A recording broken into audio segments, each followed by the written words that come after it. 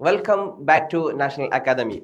വീണ്ടും നിങ്ങൾക്ക് മുമ്പിലേക്ക് ഞാൻ എത്തിയിരിക്കുന്നു നെക്സ്റ്റ് ചാപ്റ്ററുമായിട്ട്. സോഷ്യോളജിയുടെ അടുത്ത ചാപ്റ്ററാണ് നമ്മൾ ഇന്ന് ചർച്ച ചെയ്യാൻ പോകുന്നത്. ചാപ്റ്റർ 14 ചാപ്റ്ററാണ് അല്ലെ. നമ്മൾ കഴിഞ്ഞ ചാപ്റ്ററിൽ ചർച്ച ചെയ്തത് ഫാമിലിയെ കുറിച്ചാണെങ്കിൽ ഇന്ന് നമ്മൾ ചർച്ച ചെയ്യുന്നത് കിൻഷിപ്പ്, ബന്ധുത്വത്തെ കുറിച്ചാണ് നമ്മൾ ഇന്ന് ചർച്ച ചെയ്യുന്നത് അല്ലെ. രണ്ട് വ്യത്യാസങ്ങൾ അല്ലെ. വിവാഹ ബന്ധത്തിലൂടെ ഉണ്ടാക്കിയെടുക്കുന്ന അല്ലെങ്കിൽ അതിലൂടെ ലഭിക്കുന്നതാണ് ബന്ധുത്വം എന്നുള്ളത് അല്ലെ. അല്ലെ വിട്ടുപിരിയുന്ന ബന്ധമാണ് വിവാഹ ബന്ധമെങ്കിൽ അതിലൂടെ അതിലൂടെയുള്ള ആ ബന്ധത്തിലൂടെ ലഭിക്കുന്ന ഒരു രക്തബന്ധമാണ് നമുക്ക് മക്കൾ എന്ന് പറയുന്നത് അല്ലെ. അപ്പൊ ബന്ധുത്വം നമുക്ക് വ്യത്യസ്ത രീതിയിലുള്ള ബന്ധുത്വമുണ്ട്. പ്രാഥമിക, തൃതീയ, ദ്വിതീയം അല്ലെ, ദ്വിതീയ, തൃതീയം എന്നിങ്ങനെ വ്യത്യസ്തമായിട്ടുള്ള ബന്ധങ്ങളും മറ്റു കാര്യങ്ങളൊക്കെ നമ്മൾ എന്ത് ചെയ്യുന്നു ഈ ചാപ്റ്ററിൽ ചർച്ച ചെയ്യുന്നു. ഓക്കെ, അപ്പോ ഫസ്റ്റ് എന്താണ് ബന്ധുത്വം എന്നുള്ളതാണ് അല്ലെ. എന്താണ് ബന്ധുക്കൾ അല്ലെങ്കിൽ ബന്ധുത്വം എന്നുള്ളതാണ്. രക്തബന്ധം അല്ലെങ്കിൽ വിവാഹം ജനങ്ങളെ ഒരു കൂട്ടമായി യോജിപ്പിക്കുന്ന ബന്ധത്തെ ബന്ധുത്വം എന്ന് പറയുന്നത്. രക്തബന്ധം അല്ലെങ്കിൽ വിവാഹ ബന്ധത്തിലൂടെ ജനങ്ങളെ കൂട്ടമാക്കുന്ന അല്ലെങ്കിൽ ഒരുമിപ്പിക്കുന്ന ബന്ധത്തിനെയാണ് നമുക്ക് ബന്ധുത്വം എന്ന് പറയുന്നത്. ഓക്കെ, നമുക്കറിയാം ഇത് രക്തബന്ധമുണ്ട് അല്ലെ, വിവാഹ ബന്ധമുണ്ട്, അതുപോലെ തന്നെ വ്യത്യസ്തപരമായിട്ടുള്ള മറ്റു രീതികൾ അല്ലെ. ബന്ധത്തിന്റെ അവസ്ഥകൾ ഏതെല്ലാം എന്നുള്ളത് വ്യത്യസ്തമായിട്ടുള്ള അവസ്ഥകളുണ്ട്. അതിൽ മെയിൻ ആയിട്ടുള്ള 3 അവസ്ഥകളാണ് നമ്മൾ സാധാരണ മൂന്നായി തിരിക്കുന്ന. ഒന്ന് പ്രാഥമിക ബന്ധുക്കൾ, 2 ദ്വിതീയ ബന്ധുക്കൾ, 1 തൃതീയ ബന്ധം അല്ലെ. അപ്പോ ഇതാണ് 3 ബന്ധുക്കൾ എന്നുള്ളത്. നമുക്ക് എന്താണ് മെയിൻ ആയിട്ട്. അപ്പൊ നമുക്ക് നോക്കാം ആരാണ് പ്രാഥമിക ബന്ധുക്കൾ എന്ന് പറയുന്നത്. പ്രാഥമിക ബന്ധുക്കൾ എന്ന് പറയുമ്പോൾ ഒരു വ്യക്തിക്ക് ഉറ്റവരും പ്രത്യക്ഷ ബന്ധമുള്ളവരും ആണ് പ്രാഥമിക ബന്ധുക്കൾ എന്ന് പറയുന്നത്. ഒന്നും കൂടെ ശ്രദ്ധിക്കുക. ഒരു വ്യക്തിക്ക് ഉറ്റവരും പ്രത്യക്ഷ ബന്ധമുള്ളവരുമാണ് പ്രാഥമിക ബന്ധുക്കൾ എന്ന് പറയുന്നത്. അപ്പോ പ്രാഥമിക ബന്ധുക്കൾക്ക് ഉദാഹരണം പറയുന്നത് ഏതെന്ന് വെച്ചാൽ അച്ഛൻ, അമ്മ, മകൻ, ഇതെല്ലാം ഒരു പ്രാഥമിക ബന്ധത്തിന്റെ ഉദാഹരണങ്ങളാണ്. അവരൊക്കെ നമുക്ക് ഏറ്റവും ഇമ്പോർട്ടന്റ് ആയിട്ടുള്ള വളരെ വേണ്ടപ്പെട്ടവരാണോ അവരാണ് എന്ത് പ്രാഥമിക ബന്ധത്തിൽ നമുക്ക് ഉൾക്കൊള്ളുന്നത്. ഓക്കെ, മറ്റൊന്ന് ദ്വിതീയ ബന്ധുക്കൾ അല്ലെ. ആരാണ് ദ്വിതീയ ബന്ധുക്കൾ? പ്രാഥമിക ബന്ധുക്കളുമായി ബന്ധമുള്ളവരാണ് ദ്വിതീയ ബന്ധുക്കൾ. ഇവർ അണുകുടുംബത്തിന്റെ പുറത്തുള്ളവരായിരിക്കും. ഉദാഹരണം അച്ഛന്റെ സഹോദരൻ, അമ്മയുടെ സഹോദരി അല്ലെ, അച്ഛന്റെ സഹോദരൻ അല്ലെ, അതുപോലെ തന്നെ അമ്മയുടെ സഹോദരി, ഇവരൊക്കെ ആരാണ്? ദ്വിതീയ ബന്ധുക്കളാണ്. ഇവരുമായിട്ട് നമ്മൾ എന്തെങ്കിലും ബന്ധം ഉണ്ട്, പ്രാഥമിക ബന്ധത്തുമായിട്ടുള്ള ബന്ധമുണ്ട് അല്ലെ. മറ്റുള്ളവരുടെ അത്രത്തിൽ തന്നെ എന്തില്ല ആ ഒരു അറ്റാച്ച്മെന്റ് അല്ലെ നമ്മൾക്ക് ഇവിടെ കാണാൻ സാധിക്കില്ല. ഏതായാലും അച്ഛനോടും അമ്മയോടും തമ്മിലുള്ളത് എന്താണ് ഒരു വിട്ടുപിരിയാൻ പറ്റാത്ത അല്ലെങ്കിൽ അത്രയും ബോണ്ടായിട്ടുള്ള ബന്ധമാണ് അല്ലെ. അപ്പോ ദ്വിതീയ ബന്ധം എന്നുള്ളത് തന്നെ അവരെന്താണ് അണുകുടുംബവുമായിട്ട് പുറത്തുള്ളവരായിരിക്കും എന്നുള്ളതാണ്.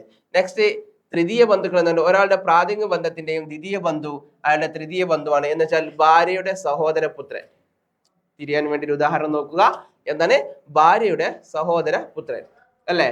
ഭാര്യയുടെ സഹോദരൻ അവന്റെ പുത്രൻ, അതുപോലെ തന്നെ സഹോദരിയുടെ ഭർത്താവിന്റെ സഹോദരൻ. ഇതെല്ലാം ഒരു ദ്വിതീയ ബന്ധവും വിട്ട് മറ്റൊരു ബന്ധത്തിലേക്ക് എത്തി നിൽക്കുന്നതാണ് അല്ലെ. 3 ഘട്ടങ്ങളായിട്ടുള്ള ഒരു രീതിയിലേക്ക് എന്ത് ഈ ഒരു ബന്ധം മാറുന്നു എന്നുള്ളതാണ്. പ്രാഥമിക ബന്ധത്തിലുള്ള ദ്വിതീയ ബന്ധമായിട്ടൊരു ബന്ധമുണ്ട്. ആ ബന്ധത്തിനേക്കാൾ അപ്പുറത്തുള്ള ഒരു ബന്ധം എന്ന് വെച്ചാൽ ഇവിടെ പറഞ്ഞത് കൃത്യമാണ്, ഭാര്യയുടെ സഹോദര പുത്രൻ എന്ന് പറയുന്നത്. ഓക്കെ, അപ്പോ ഇതാണ് മെയിൻ ആയിട്ടുള്ള 3 ബന്ധങ്ങൾ എന്ന് പറയുന്നത്. ഓക്കെ, പ്രാഥമികം, ദ്വിതീയം, തൃതീയം. ഇനി നോക്കൂ, ഇത് 1-2 ക്വസ്റ്റ്യൻസുകളാണ് ഇതിൽ കൊടുക്കാനുള്ളത്. ഓക്കെ, ഏത് തരത്തിലുള്ള ബന്ധുത്വമാണ് വംശാവലിയെ അടിസ്ഥാനമാക്കിയുള്ളത് എന്നുള്ളതാണ് അല്ലെ. അഫിനൽ ബന്ധുത്വം, രക്തബന്ധം, ഭാഷാപരമായ ബന്ധുത്വം, ഉഭയകക്ഷി ബന്ധം എന്നുള്ളതാണ്. അപ്പോൾ അഫിനൽ രീതിയിലുള്ള വംശബന്ധം എന്നുള്ള ഏത് തരത്തിലുള്ള ബന്ധുത്വമാണ് വംശാവലിയെ അടിസ്ഥാനമാക്കിയുള്ളത് എന്ന് ചോദിച്ചാൽ അതിനുള്ള ഉത്തരം ഏതാണ്? രക്തബന്ധമാണ്. ഉത്തരം നമുക്ക് കാണാൻ പറ്റും ബി, രക്തബന്ധമാണ് അതിനുള്ള ഉത്തരം. ഓക്കെ, മറ്റൊരു 1 വേർഡ് ക്വസ്റ്റ്യൻസും അവിടെ നോക്കുക. ഉഭയകക്ഷി സമൂഹത്തിൽ കുടുംബത്തിന്റെ ഇരുവശത്തുമുള്ള ബന്ധുക്കളെ എങ്ങനെയാണ് പരിഗണിക്കുന്നത്? അപ്പോ അവർ തുല്യമായ പ്രാധാന്യമുള്ളവരാണ്. അതുപോലെ തന്നെ രണ്ടാമത് കൊടുത്തത് അവ പ്രധാനമായി കണക്കാക്കപ്പെടുന്നു അല്ലെ. പിന്നെ 3ാമത് വിവാഹ സമയത്ത് മാത്രമേ അവ പരിഗണിക്കപ്പെടുകയുള്ളൂ. 4 അവർക്ക് മുൻഗണന ചികിത്സ നൽകുന്നു. അപ്പോ ഉത്തരം നോക്കൂ. ഒരു ഉഭയകക്ഷി സമൂഹത്തിന്റെ കുടുംബത്തിന്റെ ഇരുവശത്തുമുള്ള ബന്ധുക്കളെ എങ്ങനെയാണ് പരിഗണിക്കുന്നത്? ഒരു തുല്യ പ്രാധാന്യമുള്ളവരാണ് എന്ത് ആ ഒരു സമൂഹത്തിന്റെ ഉഭയകക്ഷി, 2 ഭാഗത്തുള്ളവരും എന്നുള്ളത്. ഓക്കെ, നെക്സ്റ്റ് മറ്റൊരു ക്വസ്റ്റ്യൻ നോക്കൂ. അറിയപ്പെടുന്ന ഒരു പൂർവികനിൽ നിന്നുള്ള വംശപരമ്പര അവകാശപ്പെടുന്ന എല്ലാ രക്തബന്ധുക്കളും അടങ്ങുന്ന രക്തഗ്രൂപ്പ് ഏതാണ് എന്നുള്ളതാണ്. അപ്പോ നമുക്ക് നോക്കൂ, ഒരു പൂർവികനിൽ നിന്ന് നമുക്ക് എന്ത് ചെയ്യുന്നു കണ്ടെത്തുന്ന അല്ലെങ്കിൽ എത്തിച്ചേരുന്നത് നമുക്ക് അതിന് പറയാൻ പറ്റും വംശം എന്നാണ് പറയുന്നത്. ഒരു കുടുംബം, ഒരു വംശാവലി, കുലം, മൊയ്തി അല്ലെ. അപ്പൊ ഈ 4 ഇതിൽ നിന്നും നമുക്കറിയാം അവൻ ആ വംശത്തിൽപ്പെട്ടവനാണ്, അല്ലെങ്കിൽ ഈ വംശത്തിൽപ്പെട്ടവനാണ്, അത് പൂർവികനുമായി ബന്ധപ്പെട്ട രീതിയിലുള്ളതാണ്. അപ്പോ ഇവിടെ നോക്കുക, ആ ഒരു ബന്ധം ഏതാണ്? വംശമായിട്ടുള്ള ബന്ധമായിരിക്കും അവിടെ കാണിക്കുക എന്നുള്ളതാണ്. ഓക്കെ, മറ്റൊരു ക്വസ്റ്റ്യനും പാടെ നോക്കൂ.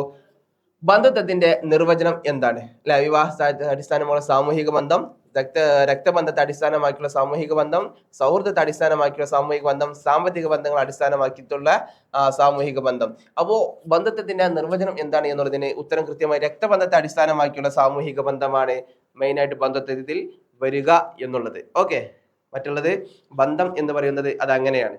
ഓക്കെ, രക്തത്തിലൂടെ ഉള്ളതാണ് നമുക്ക് ബന്ധുത്വം എന്ന് പറയുന്നത്. ഓക്കെ, അപ്പോൾ ഇതൊക്കെയാണ് ഇമ്പോർട്ടൻ്റ് ആയിട്ടുള്ള ക്വസ്റ്റ്യൻസുകൾ എന്ന് പറയുന്നത്. ഇനി ശ്രദ്ധിക്കൂ, നമ്മൾ ഇതേ 3 രീതിയിലുള്ള കുടുംബങ്ങളെ കുറിച്ച് നമ്മൾ പറഞ്ഞു, അതുപോലെ തന്നെ എന്താണ് ബന്ധുത്വം എന്ന് പറഞ്ഞു. അപ്പോൾ ഇങ്ങനെയുള്ള ഇതിനേക്കാൾ വിശാലമായിട്ടുള്ള രീതിയിലുള്ള ക്ലാസ്സുകൾ നിങ്ങൾക്ക് ലഭിക്കണമെങ്കിൽ, അതുപോലെ തന്നെ 1 വേർഡ് ക്വസ്റ്റ്യൻസും കൂടെ തന്നെ നിങ്ങൾക്ക് നല്ല ഇമ്പോർട്ടൻ്റ് ആയിട്ടുള്ള എസ്എ ക്വസ്റ്റ്യൻസ് കാര്യങ്ങളും, അതുപോലെ തന്നെ ഇമ്പോർട്ടൻ്റ് ആയിട്ടുള്ള മറ്റു ക്വസ്റ്റ്യൻസുകളും ക്വസ്റ്റ്യൻ ബാങ്കുകളും നിങ്ങൾക്ക് ലഭിക്കണമെന്നുണ്ടെങ്കിൽ നിങ്ങൾ തീർച്ചയായിട്ടും നാഷണൽ അക്കാദമിയുടെ കീഴിൽ നിങ്ങളുടെ അഡ്മിഷൻ ഉറപ്പുവരുത്തുക എന്നുള്ളതാണ്. താങ്ക്